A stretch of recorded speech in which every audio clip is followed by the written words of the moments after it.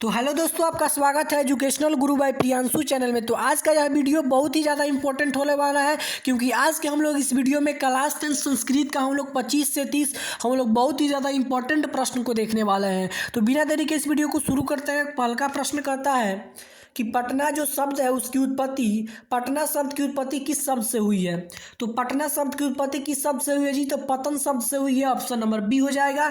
अगला प्रश्न है, गुरु गोविंद सिंह किस धर्म के गुरु थे। गुरु गोविंद जी जो थे वो सिख धर्म के गुरु थे। ऑप्शन नंबर डी हो जाएगा। अगला प्रश्न है, पटना के किस दिशा में गंगा नदी बहती है। तो पटना के उत्तर दिशा में गंगा नदी बहती है। ऑप्शन नंबर ए हो जाएगा। अगला प्रश्न कहता है, गंगा नदी के ऊपर पटना में किस सेतु का निर्माण किया गया है। तो गंगा नदी के ऊपर में गांधी सेतु पुल बनाया गया है। ऑप्शन नंबर सी हो जाएगा। अगला प्रश्न है कि गांधी सेतु किस महादेश का सबसे बड़ा सेतु है। मतलब गांधी सेतु जो पुल बनाया गया है वो किस महादेश का सबसे बड़ा पुल है। तो जो आपका एशिया महादेश है, एशिया महादेश, इस एशिया महादेश का सबसे बड़ा पुल है गांधी सेतु पुल। अगला, बिहार की राजधानी क्या है। तो ये तो बच्चा को भी पता होगा, बिहार की राजधानी पटना है। ठीक है। अगला प्रश्न कहता है, विद्यापति कौन थे। तो विद्यापति कौन थे जी? तो मिथिला के कौन थे। तो मिथिला के कवि थे विद्यापति, मिथिला के कवि थे। ऑप्शन नंबर सी हो जाएगा। अगला प्रश्न है, मैथिली भाषा के कवि कौन थे। तो मैथिली भाषा के कवि जो थे वो विद्यापति थे, मैथिली भाषा के कवि। ऑप्शन नंबर बी हो जाएगा। अगला प्रश्न है, मिथिला के मंत्री कौन थे। तो मिथिला के मंत्री जो थे वो वीरेश्वर थे। ऑप्शन नंबर डी हो जाएगा। अगला प्रश्न है, कितने पुरुष सोए थे। तो कितना पुरुष? तो 4 गो असली आलसी थे जो कि सोए हुए थे आग लगने पर भी। अगला प्रश्न, घर में आग को देखकर कौन भाग गए।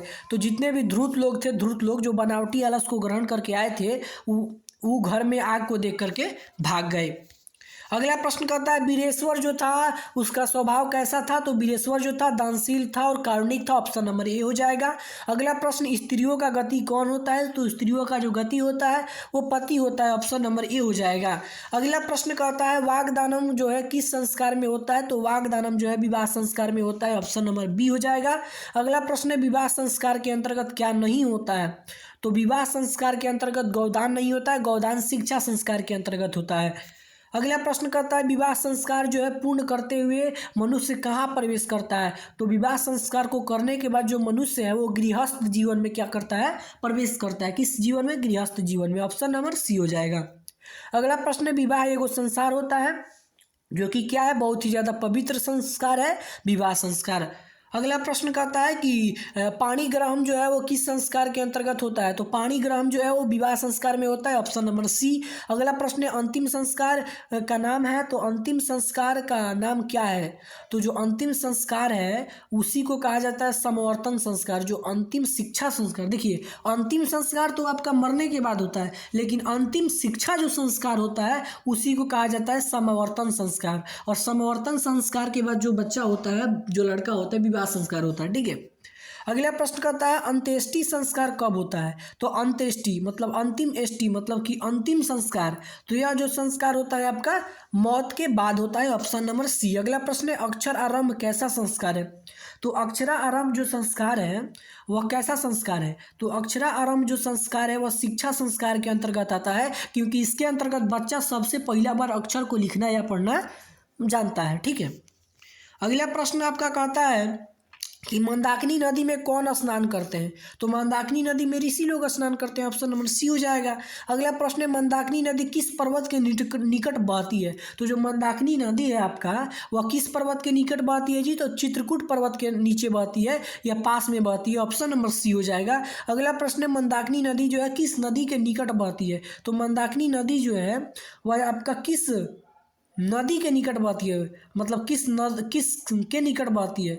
तो ये आपका पंचवटी दिया है आपका इसमें। ठीक है, एमबीडी गाइड में पंचवटी। तो हम एमबीडी गाइड के अनुसार ही पंचवटी मानेंगे कि जो मंदाकिनी नदी है वह आपका पंचवटी के निकट बहती है। ऑप्शन नंबर सी हो जाएगा। अगला प्रश्न है, मंदाकिनी नदी की जो शोभा का वर्णन है वो कौन कर रहे हैं। तो मंदाकिनी नदी की शोभा का जो वर्णन है वो श्री राम भगवान कर रहे हैं। Option number A. अगला प्रश्न है, मंदाकिनी का वर्णन कालिदास ने अपने किस काव्य में लिखा है। तो मंदाकिनी का जो वर्णन है वो रघुवंशम जो काव्य है, कालिदास का जो मतलब कि कालिदास का जो काव्य है रघुवंशम, उसी में मंदाकिनी नदी का वर्णन किया है कालिदास। राम मंदाकिनी नदी की शोभा को किसको दिखाते हैं? जो राम जी जो है वो मंदाकिनी नदी के जो शोभा है वो सीता जी को दिखाते हैं। Option number A. अगला प्रश्न कहता है इंद्र किस रूप में कर्ण के समक्ष आए थे? तो इंद्र जो है वो किस रूप को धारण करके? तो ब्राह्मण का वेश धारण करके। Option number D.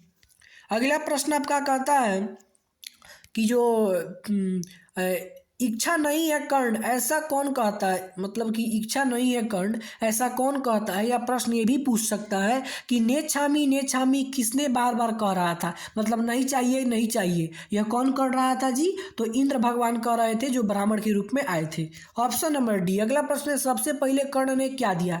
तो सबसे पहले जो कर्ण भगवान थे वो सबसे पहले सहस्त्र गाय मतलब बहुत ज़्यादा गायों की दिए। ऑप्शन नंबर डी मतलब बहुत सारे गायों की दिए सबसे पहले कर्ण भगवान।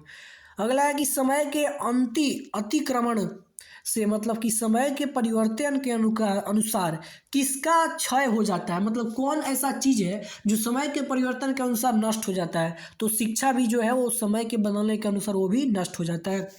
अगला लास्ट प्रश्न है कि दानवीर कौन था? तो दानवीर जो था वो कौन था? कर्ण था। ऑप्शन नंबर डी हो जाएगा। ठीक है, तो अगर आप लोग को हमारा वीडियो अच्छा लग रहा हो तो हम वीडियो को ज़्यादा से लाइक और शेयर करें, और ऐसे ऐसे वीडियो को देखने के लिए एजुकेशनल गुरु बाय प्रियांशु चैनल को सब्सक्राइब कर लें। और अगर आप लोग का कोई भी दोस्त फ्रेंड कोई भी आपके भाई बहन अगर क्लास 10th में अगर 2025 का बोर्ड एग्ज़ाम देंगे तो हमारे वीडियो को उन लोगों के पास ज़रूर शेयर कीजिएगा।